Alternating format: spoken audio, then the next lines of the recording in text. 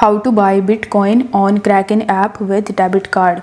For that, you need to first of all launch your Kraken mobile application, and over here on the home page you will be able to see Bitcoin and Ethereum that you can purchase.